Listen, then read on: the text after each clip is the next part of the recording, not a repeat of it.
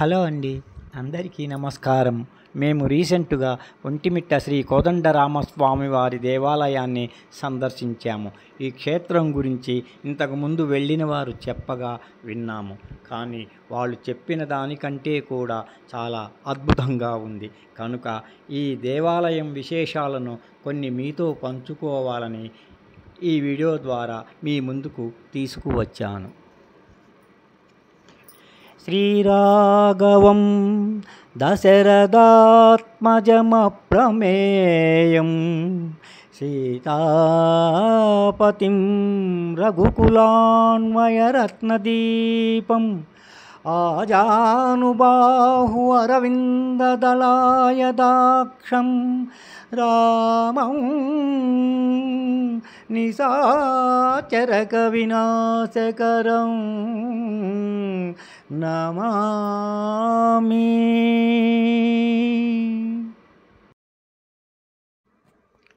శ్రీ కోదండరామాలయము ఆంధ్రప్రదేశ్ రాష్ట్రంలోని వైఎస్ఆర్ జిల్లాకు చెందిన ఒంటిమిట్టలోని ప్రాచీన హిందూ దేవాలయము. ఇక్కడి మూలమూర్తులు కోదండరాముడు, సీతాదేవి, లక్ష్మణస్వామి.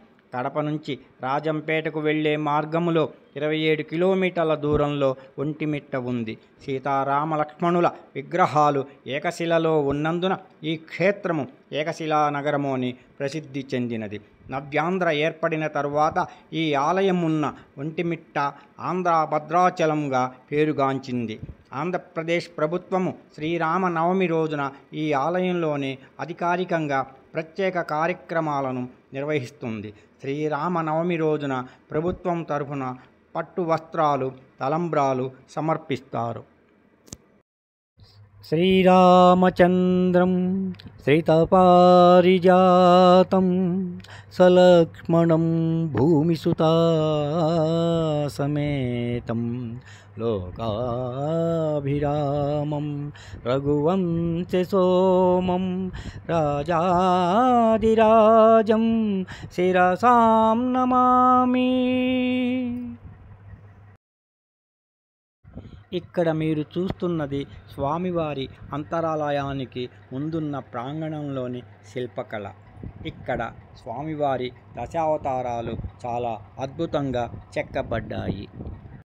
రామాయ రామభద్రాయ రామచంద్రాయ వేధసే రఘునాథాయ నాథాయ సీతాయ పతయే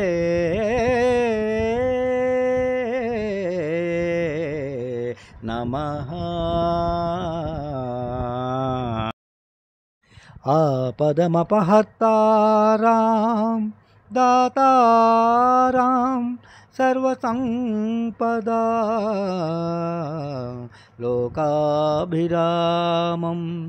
శ్రీరామం భూయో భూయో నమామ్యహం.